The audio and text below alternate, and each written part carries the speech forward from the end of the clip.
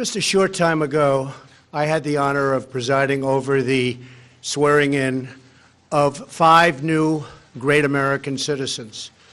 It was a beautiful ceremony and a moving reminder of our nation's proud history of welcoming legal immigrants from all over the world into our national family. I told them that the beauty and majesty of citizenship is that it draws no distinctions of race or class or faith or gender or background. All Americans, whether first generation or 10th generation, are bound together in love and loyalty, friendship and affection. We are all equal. We are one team and one people proudly saluting one great American flag. We believe in a safe and lawful system of immigration, one that upholds our laws, our traditions, and our most cherished values. Unfortunately, our immigration system has been badly broken for a very long time. Over the decades, many presidents and many lawmakers have come and gone, and no real progress has been made on immigration. We are now living with the consequences, and they are tragic, brought about by decades of political stalemate, partisan gridlock, and national neglect. There is a humanitarian and security crisis on our southern border that requires urgent action. Thousands of children are being exploited by ruthless coyotes and vicious cartels and gangs. 1 in 3 women is sexually assaulted on the dangerous journey north. In fact, many loving mothers give their young daughters birth control pills for the long journey up to the United States because they know they may be raped or sexually accosted or assaulted. Nearly 50 migrants a day are being referred for urgent medical care. Vast quantities of lethal narcotics are flooding through our border and into our communities, including meth, cocaine, heroin, and fentanyl. Drugs kill 78,000 Americans a year and cost our society in excess of $700 billion. Heroin alone kills 300 Americans a week, 90% of which comes across our southern border. We can stop heroin. Illegal immigration reduces wages and strains public services.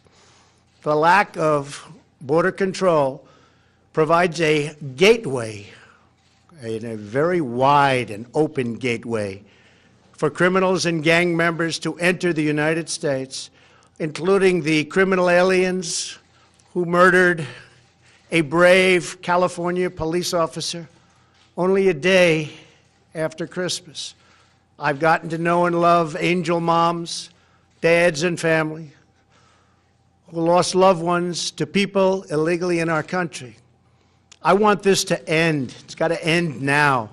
These are not talking points. These are the heartbreaking realities that are hurting innocent, precious human beings every single day on both sides of the border. As a candidate for president, I promised I would fix this crisis, and I intend to keep that promise one way or the other. Our immigration system should be the subject of pride, not a source of shame, as it is all over the world. Our immigration system should be the envy of the world, not a symbol of disunity and dysfunction. The good news is these problems can all be solved, but only if we have the political courage to do what is just and what is right. Both sides in Washington must simply come together, listen to each other, put down their armor, build trust, reach across the aisle, and find solutions. It is time to reclaim our future from the extreme voices who fear compromise and demand open borders, which means drugs pouring in human trafficking, and a lot of crime. That is why I am here today to break the logjam and provide Congress with a path forward to end the government shutdown and solve the crisis on the southern border. If we are successful in this effort, we will then have the best chance in a very long time at real bipartisan immigration reform. And it won't stop here. It will keep going until we do it all. The proposal I will outline today is based on, first and foremost, on input from our border agents and Homeland Security professionals, and professionals they are. They know what they're doing. It is a compassionate response to the ongoing tragedy on our southern border. In recent weeks, we have met with large numbers of Democrat lawmakers to hear their ideas and suggestions. By incorporating the priorities of rank-and-file Democrats in our plan, we hope they will offer their enthusiastic support, and I think many will. This is a common-sense compromise both parties should embrace. The radical left can never control our borders. I will never let it happen. Walls are not immoral. In fact, they are the opposite of immoral because they will save many lives and stop drugs from pouring into our country. Our plan includes the following: $800 million in urgent humanitarian assistance, $805 million for drug detection technology to help secure our ports of entry, an additional 2,750 border agents and law enforcement professionals, 75 new immigration judge teams to reduce the court backlog of, believe it or not, almost 900,000 cases. However, the whole concept of having lengthy trials for anyone who sets one foot in our country unlawfully must be changed by Congress. It is unsustainable. It is ridiculous. Few places in the world would even consider such an impossible nightmare. Our plan includes critical measures to protect migrant children from exploitation and abuse. This includes a new system to allow Central American minors to apply for asylum in their home countries and reform to promote family reunification for unaccompanied children, thousands of whom wind up on our border doorstep. To physically secure our border, the plan includes $5.7 billion for a strategic deployment of physical barriers, or a wall. This is not a 2,000-mile concrete structure from sea to sea. These are steel barriers in high-priority locations.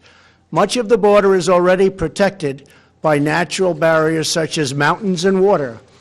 We already have many miles of barrier, including 115 miles that we are currently building or under contract. It will be done quickly. Our request will add another 230 miles this year in the areas our border agents most urgently need. It will have an unbelievable impact. If we build a powerful and fully designed see-through steel barrier on our southern border, the crime rate and drug problem in our country would be quickly and greatly reduced. Some say it could be cut in half.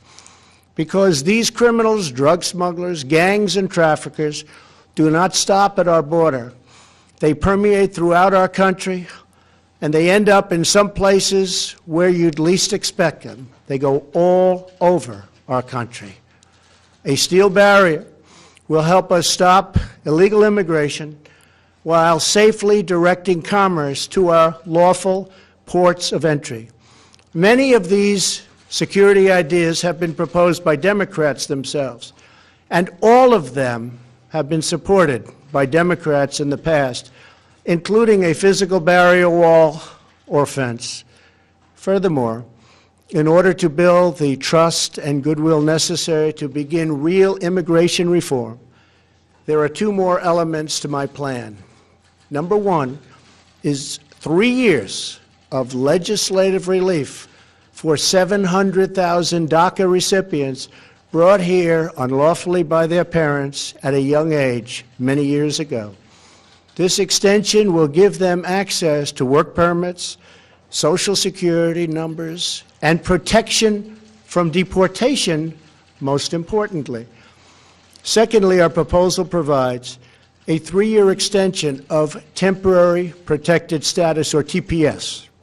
This means that 300,000 immigrants whose protected status is facing expiration will now have 3 more years of certainty so that Congress can work on a larger immigration deal, which everybody wants, Republicans and Democrats.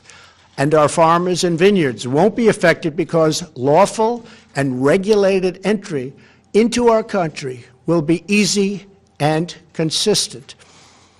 That is our plan. Border security, DACA, TPS, and many other things. Straightforward, fair, reasonable, and common sense with lots of compromise. Senate Majority Leader Mitch McConnell has pledged to bring this bill to a vote this week in the United States Senate. Our proposal is not intended to solve all of our immigration challenges. This plan solves the immediate crisis, and it is a horrible crisis. It is a humanitarian crisis like we rarely see in our country. And it provides humanitarian relief, delivers real border security, and immediately reopens our federal government. If we are successful in this effort, then we can start the border project of remaking our immigration system for the 21st century.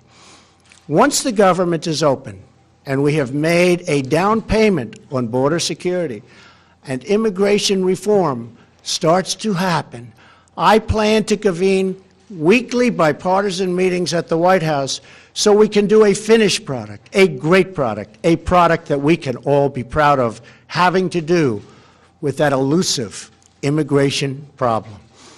Whatever we do, I can promise you this: I will never forget that my first duty and ultimate loyalty is to you, the American people. Any reforms we make to our immigration system will be designed to improve your lives, make your community safer, and make our nation more prosperous and secure for generations to come. Thank you, and God bless America. Thank you.